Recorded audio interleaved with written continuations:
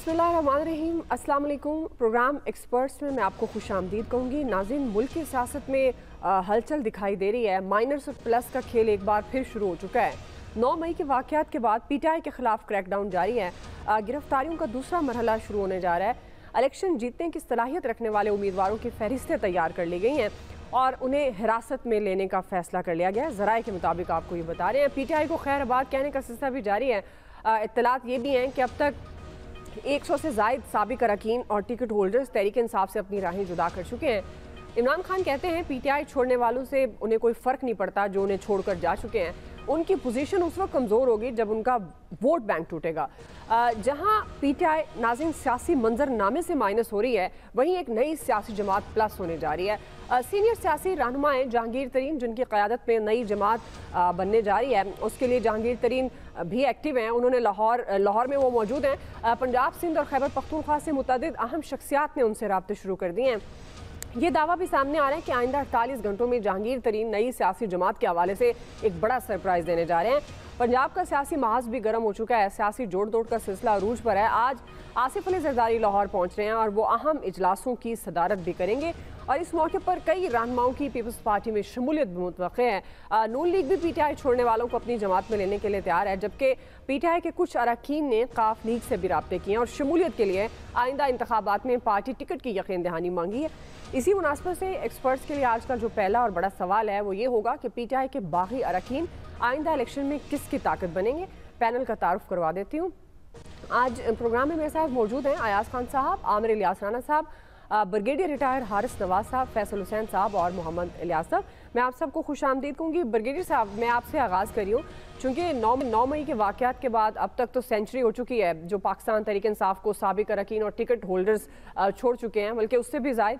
आप क्या समझते हैं, PTI माइनस हो रही है और ये जो जहांगीर तरीन की क़यादत में एक नई सियासी जमात की खबरें आ रही हैं ब्रिगेडियर साहब, तो आपको लगता है कि जहांगीर तरीन, पीपल्स पार्टी, नून लीग और काफ लीग समेत तमाम जो जमातें हैं वो PTI अरकान को अपने जमातों में शामिल कर लेंगे और इमरान खान को छोड़ने वाले बागी अरकान आइंदा इलेक्शन में किसके साथ जाते हुए, किसकी ताकत बनते हुए नजर आ रहे हैं ब्रिगेडियर साहब?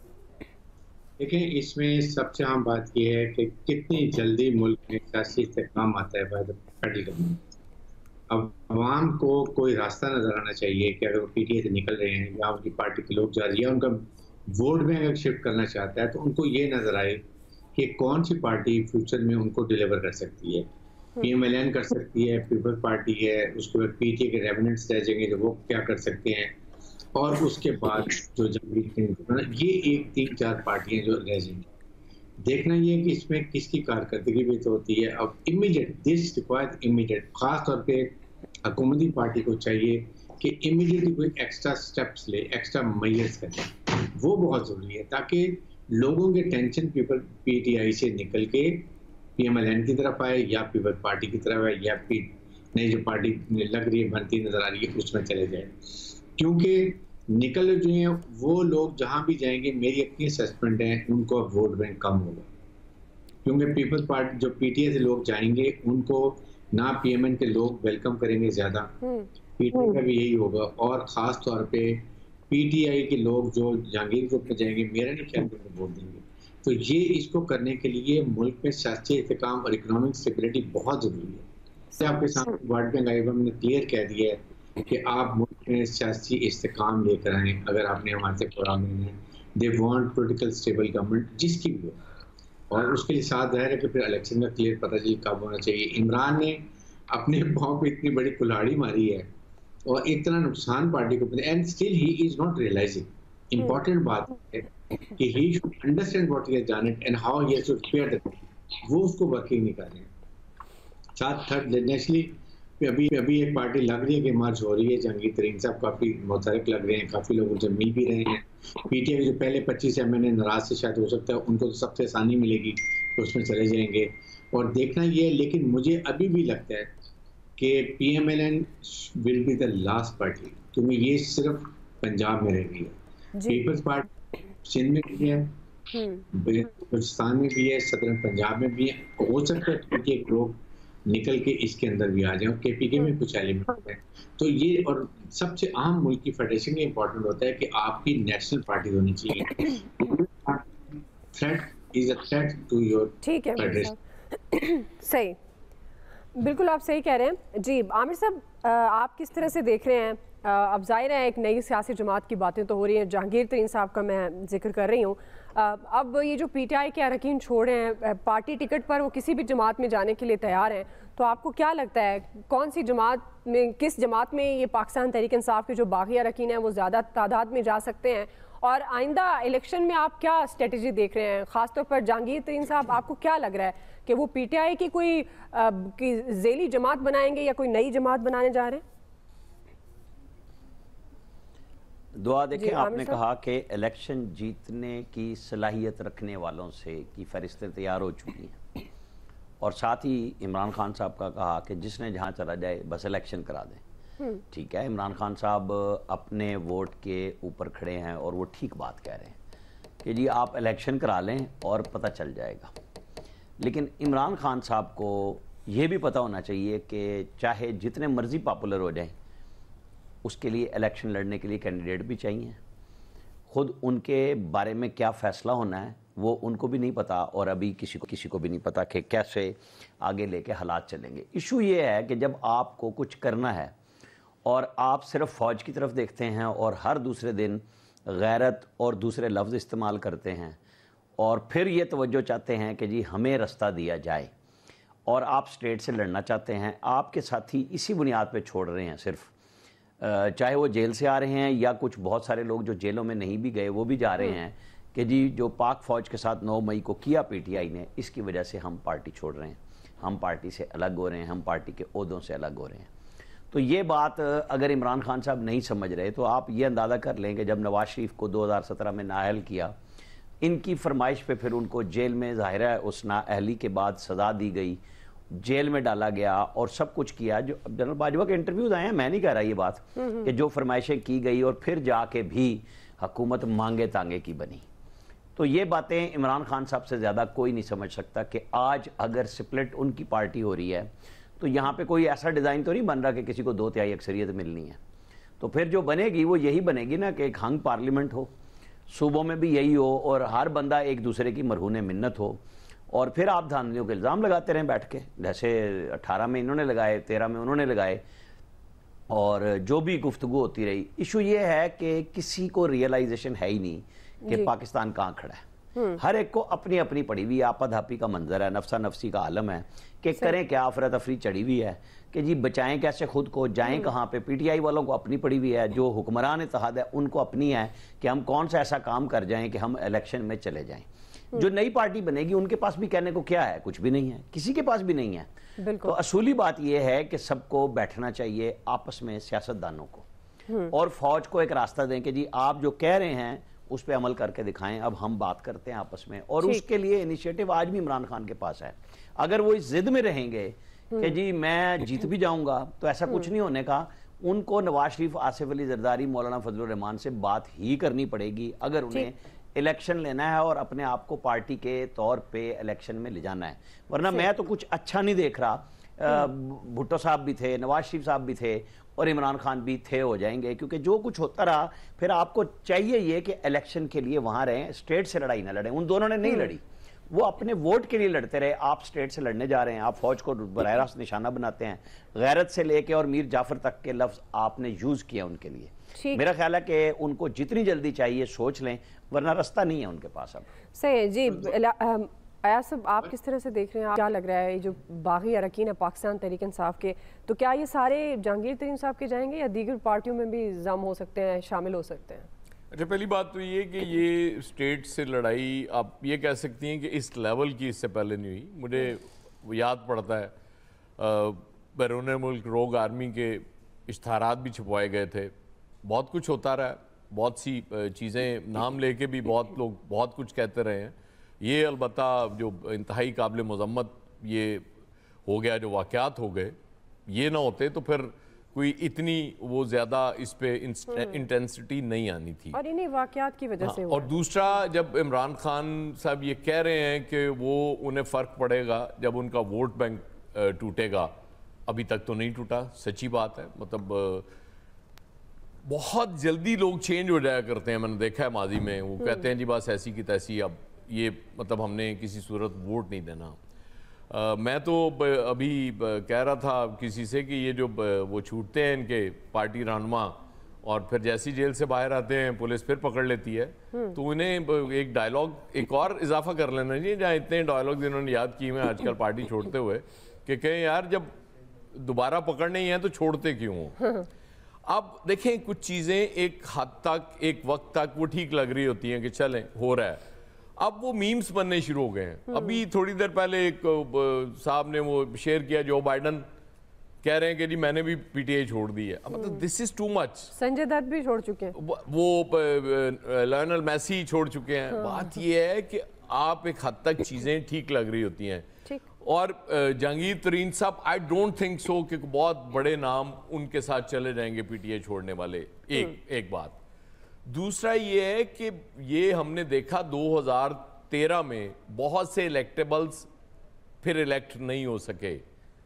2018 में वो तादाद और बढ़ गई और हम बड़े खुश हो रहे थे इस बात पे लिटरली कि यार लोगों में इतना शऊर आ गया है कि अब इन लोटों को हमने वोट नहीं देना, जो जब दिल करता है पार्टी चेंज करते हैं और दूसरी पार्टी में चले जाते हैं।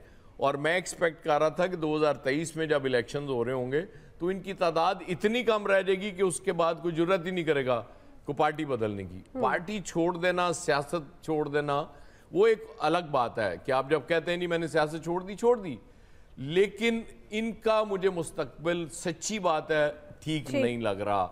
और जो ब्रिगेडियर साहब बात कर रहे हैं, जो परफॉर्मेंस है अल्लाह के फजल से, वो जो थी ना कि जी वो महंगाई बड़ी शायद बहुत खौफनाक हद तक कम हो जाएगी, हमें तो अब ऐसे ही लगता है ना, हमें तो वही खौफनाक लगेगा कि कम हो गई तो, क्योंकि ये जो बढ़ गई हुई है ये तो हमें खौफनाक लगती नहीं है, ये तो अपनी अपनी से लगती है ना कि जैसे मतलब ये बहुत अच्छी है हमारे लिए ही बनी है। तो वो लोग भूलने के लिए तैयार नहीं है, क्योंकि आप कुछ उनके लिए करने के लिए आपके पल्ले ही कुछ नहीं रहा। आपने एक फॉल्स स्टार्ट ले लिया, आपको स्टेज पे गवर्नमेंट नहीं लेनी चाहिए थी। और मतलब हम 3.5 साल इमरान खान की हर बात पे कहते रहे ना कि जी ये भी दावा किया था गलत हो गया, ये भी इन्होंने तो सिर्फ एक दावा किया था ना कि हम चूंकि तजुर्बाकार है हम आपको महंगाई कम करके दिखाएंगे, ये बर्बाद कर दिया इस शख्स ने पाकिस्तान को।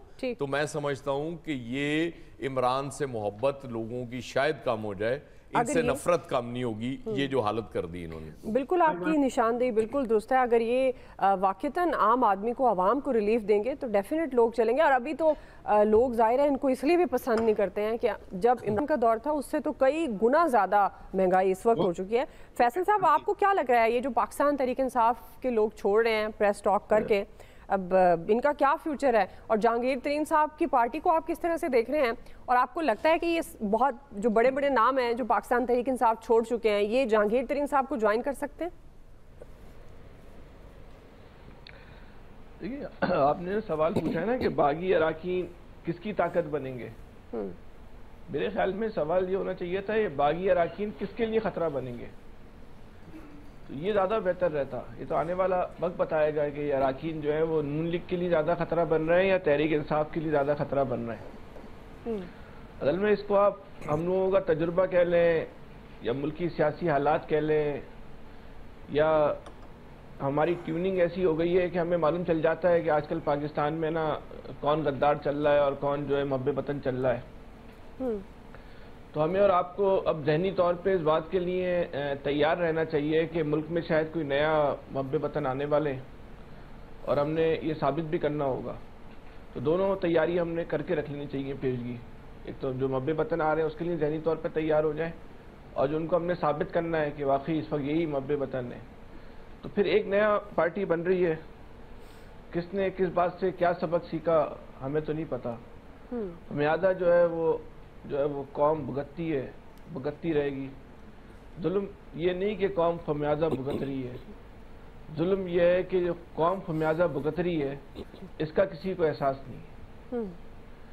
और कौन करेगा एहसास और क्यों करेगा एहसास, जब किसी की तरजीहात में ये बात ही शामिल ना हो कि यहाँ पे कोई 20-22 करोड़ जो है वो इंसान नहीं सही जानवर रहते हैं, उनको जानवर समझ के जो है उनकी केयरिंग कर लो।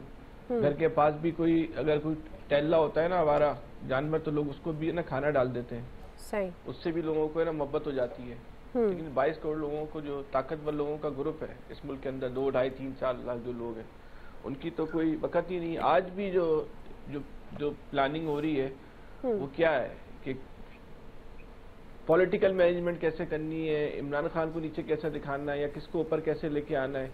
कोई आज कहीं किसी सतह पे ये प्लानिंग हो रही है कि 22 करोड़ लोगों को इन मसाइल से कैसे निकालना है, इस मुल्क से गुर्बत कैसे ख़त्म करनी है, जो बदलती हुई दुनिया है उसमें हमने किस तरह जो है वो दाखिल होना। कोई किसी सतह पर अगर आप बताएं कोई काम कर रहा हो, कोई सोच रहा हो इस मुल्क के लिए, इस मुल्क की मुस्तकबिल के लिए, तो हमें तो शायद आपको पता हो, एक आम आदमी तो शायद लाइल में इस बात से कि क्या इस कौम की 10 साल के बाद ये कौम कहाँ खड़ी होगी। आप हर 10 साल के बाद जो है हम देख लें, आप हर रोज हम पीछे की जानिब जो है वो सफर कर रहे हैं। दुनिया अपनी बुनियादी पॉलिसियां, ईरान अपनी बुनियादी पॉलिसियां तब्दील कर रहा है, सऊदी अरब अपनी बुनियादी पॉलिसियां तब्दील कर रहा है। ठीक है, लेकिन हम कहाँ जा रहे हैं? सही जी, इलियास मुश्किल में हो रहा है इस कौम के साथ जो कुछ है। देखिए इस वक्त जो है सब मसला ये है कि पार्टी के लीडर तो छोड़ के जा रहे हैं पीटीआई को, खैरबाद कह रहे हैं, जैसे उन रोज़ प्रेस कॉन्फ्रेंसें हो रही हैं, वो 100 के करीब कहते हैं कि जी मेम्बरान हैं जिन्होंने जहांगीर तरीन साहब के ने ग्रुप से रब्ता किया, और रोज़ देख रहे हैं कि रोज़ाना उनसे मुलाकातों का सिलसिला जारी है। और बड़े अहम लीडर पीटीआई के जैसे फवाद चौधरी हैं और दूसरे भी जो हैं उन्होंने रब्ते किए हैं उनसे, और वो कौमी असम्बली के भी, सूबाई असम्बली के। लेकिन यहाँ ये देखना है जैसे खान साहब कह रहे हैं कि जी उनका वोट बैंक जो आवाम है, जो वोटर है, वो उनके साथ जब तक है उनको कोई हरा नहीं सकता। ये चीज़ देखनी होगी क्योंकि वोटर इस वक्त जो है वो बड़ा इस वक्त खामोश हो गया है वोटर, और ये जो इलेक्शन होगा उसमें पता चलेगा कि वोटर किस साइड पर जाता है। नई पार्टी तो आ रही है लेकिन नई पार्टी का वोट बैंक भी तो देखें, पुराने चेहरे हैं लेकिन वो ये देखें कि आप रिएक्शन देखें। आप देख लें अबरारुल हक साहब के साथ उधर जो ओवरसीज़ हैं उनका रिएक्शन देखें। लोकल तो चलें खामोश हैं अभी वोटर, वो देखिएगा कि कुछ अरसे बाद अगर वो जो अगर अपना दिखाते हैं, अपना रिएक्शन उनका भी आएगा, वो इलेक्शन में आएगा, वो दिखाएंगे। क्योंकि अब जो सूरत हाल है, ये भी बात बिल्कुल दुरुस्त है कि 9 मई के वाक़या के बाद भी कई लोग हैं जो हैं कि जैसे फ़ौजी तनसीबात वगैरह पर जो हमला किया गया, जिस तरह गया, उससे भी काफ़ी लोग मुतनफ़र हुए हैं। तो वो जाहिर है इसमें डिवाइड हुई है एक, और इस पे ये देखना है कि काफ़ी सूरत हाल है कि इनको जो पार्टीज़ हैं, जो पीडीएम की इत्तेहादी जमातें हैं, उन्होंने भी देख लिया अपनी कि उनकी कितनी स्ट्रेंथ है। तो जाहिर है इन तमाम पार्टियों को अपनी बड़ी मेहनत करनी पड़ेगी। जाहिर है ये एक बड़ी स्प्लिट आई है और इसमें एक नई जो चीज़ आएगी, नई देखने में आएगा। जैसे कहा जा रहा है कि हंग पार्लियामेंट जैसी सिचुएशन हो जाए, अब इसमें जो भी हुकूमत साजी करेगा उसमें इत्तेहाद बनाने पड़ेंगे इनको आइंदा। जी ब्रिगेडियर साहब, आप कुछ कहना चाह रहे हैं? ब्रेक की तरफ जाना है मुझे। कहना चाह रहा हूँ कि देखें, वी शुड प्रे कि जो भी इलेक्शन हो उसमें कम से कम एक पार्टी क्लियर सिंपल मेजॉरिटी से आए, ताकि वो ब्लैक मेलिंग से, हंग पार्टी से निकल के डिलीवर कर सके और जो भी मैनिफेस्टो लेकर उसको कामयाबी से अमल कर सके। ये ऐसी सूरत हाल पंजाब में तो नहीं देखने में आएगी इस तरह की। वो कह रहे हैं वी शुड प्रे, दुआ ही कर सकते हैं बस। नहीं दुआ है उनकी, वो दुआ कर रहे हैं। नहीं दुआ कर रहे हैं यार, लेकिन ऐसा अंसूट नहीं कर रहे। खबर तो बिल्कुल नहीं दे रहे। ब्रेक ले लेते हैं जी। ब्रेक से वापस हम सवाल रखेंगे कि IMF के बगैर डिफॉल्ट से बचने का कोई रास्ता है या नहीं, और क्या सिचुएशन बनेगी मुआशी लिहाज से, हमारा सवाल होगा। राय लेंगे ब्रेक के बाद।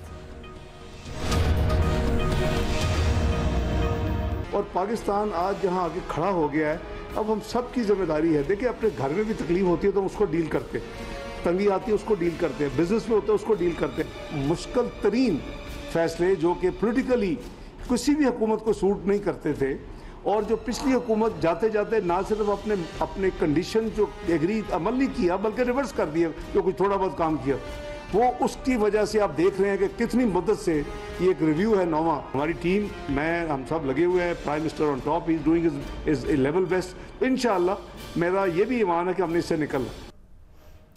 नाज़रीन, IMF प्रोग्राम की बहाली हुकूमत के लिए बड़ी आजमाइश बन गई है। बजट सर पर आन पहुंचा है। नवा जायज़ा प्रोग्राम ख़त्म होने में सिर्फ 30 दिन रह गए हैं, मगर IMF की तरफ से शर्तें और मुतालबात आने का सिलसिला जारी है।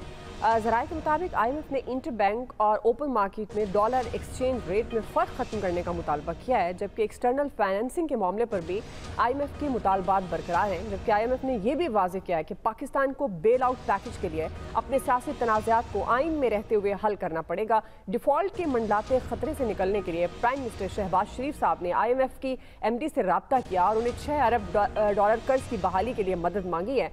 गो के हुकूमत पर एतमाद है और कौम को भी तसल्ली दे रही है कि पाकिस्तान किसी सूरत डिफ़ॉल्ट नहीं करेगा, मगर मुआशी माहिरीन, रेटिंग एजेंसीज और आलमी जरीदे बार बार इस बात की निशानदही कर रहे हैं कि पाकिस्तान को डिफ़ॉल्ट से बचाना है तो IMF प्रोग्राम हर सूरत बहाल कराना होगा। साबिक वज़ीर ख़जाना मिफ्ताह इस्माइल ने भी IMF प्रोग्राम को पाकिस्तान की आखिरी उम्मीद करार देते हुए कहा है कि पाकिस्तान को डिफ़ॉल्ट से बचाने के लिए बेल आउट प्रोग्राम की जो बहाली है वो नागुज़ीर है। इसी से मुतल्लिक़ हमारा सवाल, आमिर साहब मैं आपसे आगाज़ करूँगी, आप किस तरह से देखते हैं IMF स्टॉक लेवल मुआहदा गुज़श्ता बरस नवंबर से ताख़ीर का शिकार है। गवर्नमेंट का ये दावा है कि अगर IMF प्रोग्राम ना भी मिला तो पाकिस्तान डिफ़ॉल्ट नहीं करेगा, मगर जो आलमी इदारों की रिपोर्ट्स हैं, मुआशी माहिरीन जो कहते हैं वो इसके बरक्स है। वो तो कह रहे हैं कि डिफ़ॉल्ट से बचने के लिए IMF प्रोग्राम को नागुज़ीर है, IMF प्रोग्राम लेना पड़ेगा।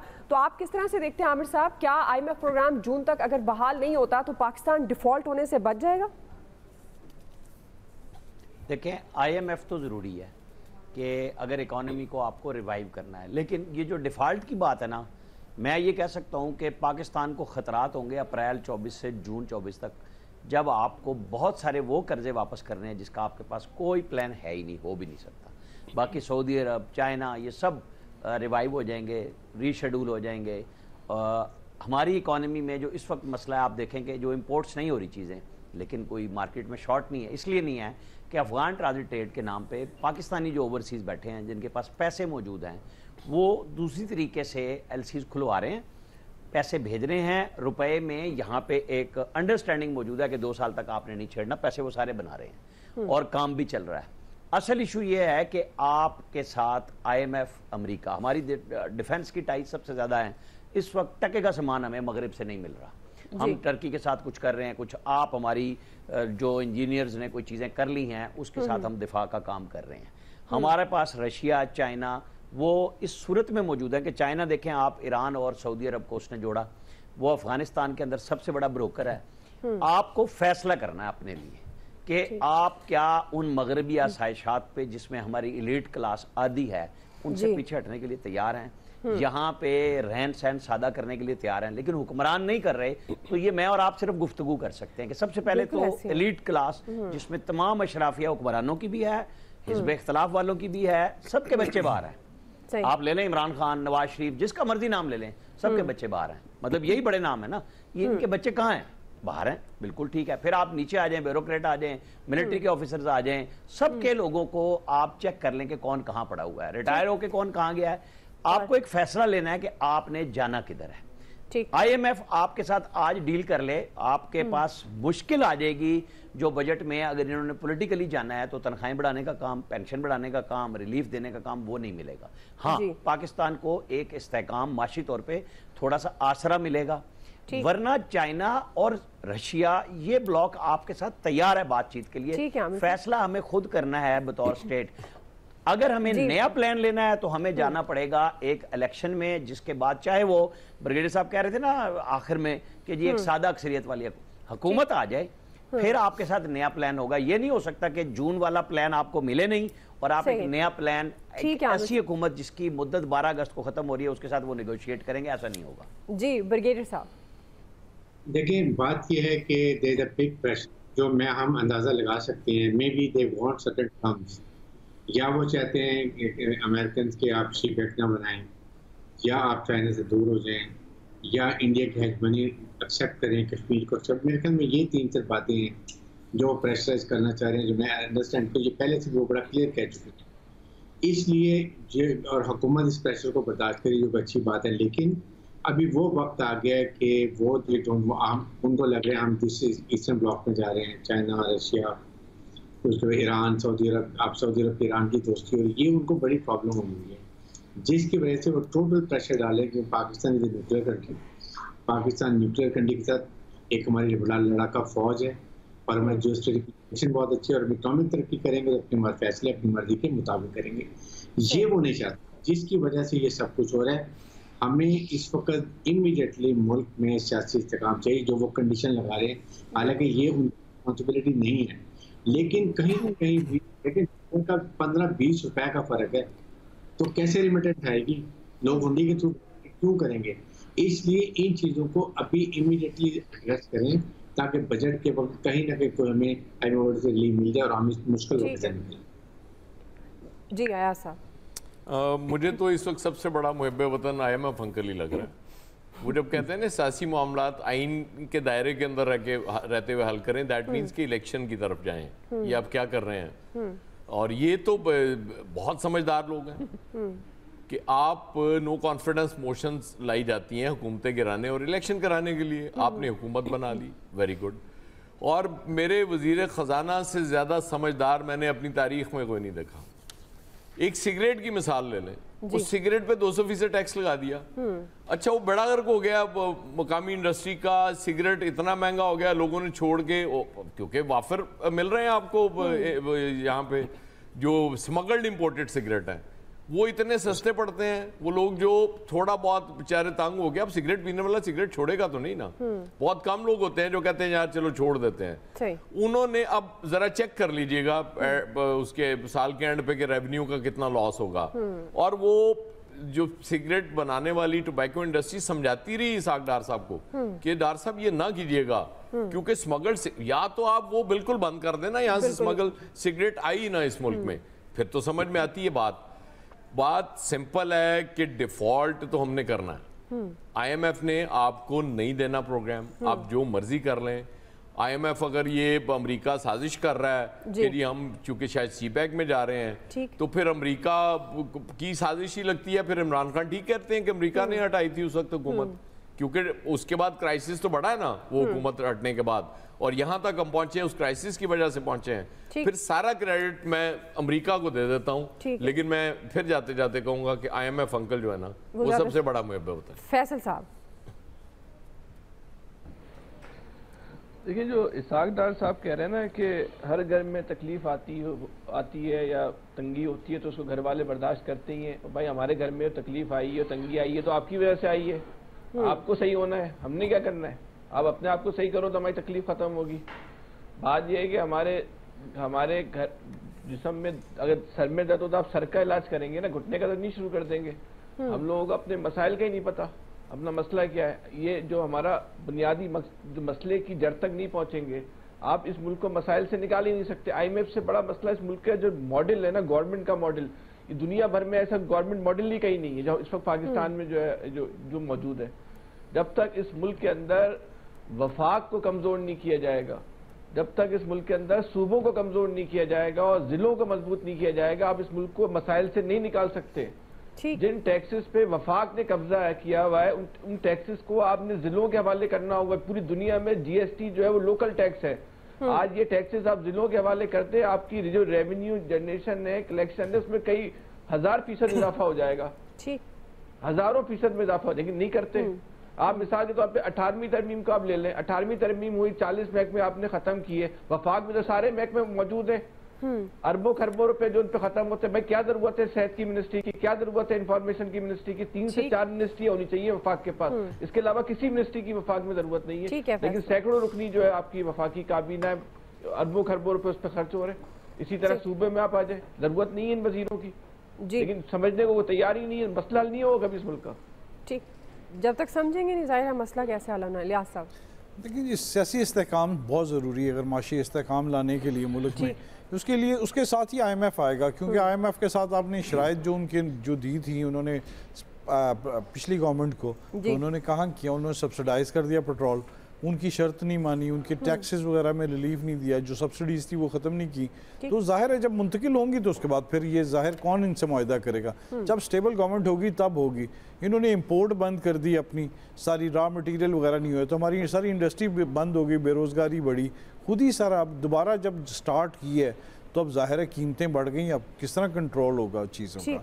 आपका डॉलर महंगा हो गया, आप देख लें एक मिसाल है कि अदरक यानी 1300 रुपए किलो मिल रहा है, यानी इंपोर्ट होती है। हम जैसे सब्जियां बाहर से इंपोर्ट करते हैं, थाईलैंड से थोम इंपोर्ट करते हैं, तो इस तरह काफ़ी चीज़ें इंपोर्ट करते हैं, वो सब्जियां भी महंगी होती जा रही हैं। बिल्कुल ऐसे नहीं, आपने बिल्कुल आगाज़ में बिल्कुल दुरुस्त किया। इसी पे हम ब्रेक ले लेते हैं। मौशी इस्तेकाम तभी आएगा जब सियासी इस्तेकाम आएगा, और यही इनडायरेक्ट IMF भी चाह रहा है, तो इसलिए ये ज़रूरी है। ब्रेक लेते हैं, ब्रेक से वापस आएंगे। तीसरा सवाल, PTI की गिरफ्तार खवातीन से जेल में बदसलूकी का इल्ज़ाम, सोशल मीडिया पर घिनौना प्रोपेगेंडा जारी है, पंजाब पुलिस वजाहतें दे रही है। हम सवाल ये रख रहे हैं कि असल हकीकत है क्या? राय लेंगे ब्रेक के बाद।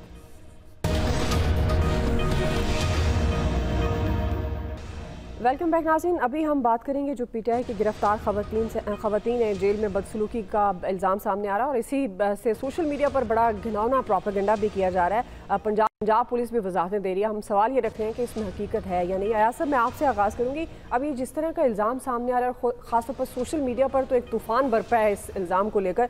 अब पंजाब पुलिस की वजाहतें भी आपके सामने, क्विकली आप समझते हैं इसमें कोई हकीकत है? क्या आपका तज्जिया कहता है? देखिए, बात यह है कि जिस तरह से मैन हैंडलिंग हुई है, जिस तरह जो मनाजर देखें, उसके बाद तो फिर इस तरह की अफवाहें फैलती हैं और इल्ज़ामात भी लगते हैं, इसमें कोई शक नहीं है जी।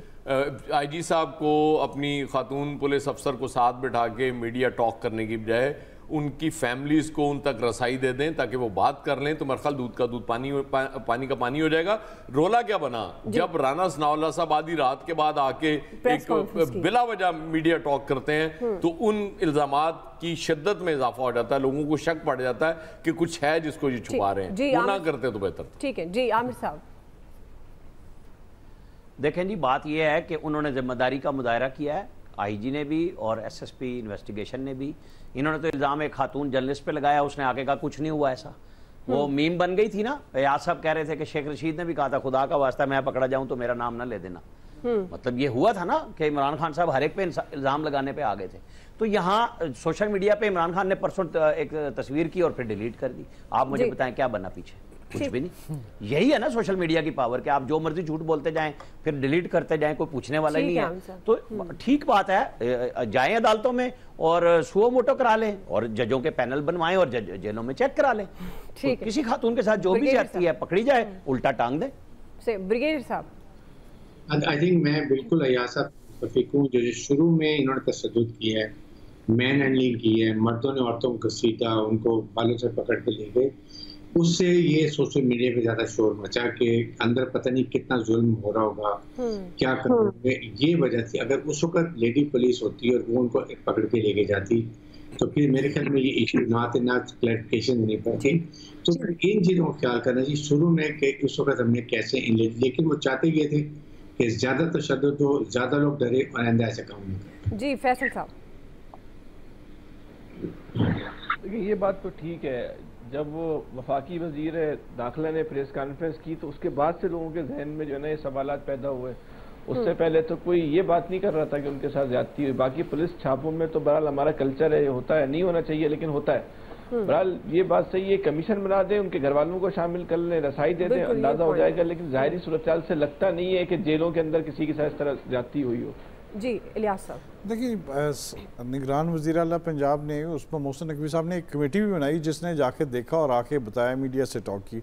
ये जाहिर है बात है कि इसके बारे में घर वालों को रसाई दे दी जाए तो काफ़ी मसला हल हो जाएगा। लोग बताएंगे, जो विक्टिम्स हैं वो खुद आके बताएंगे।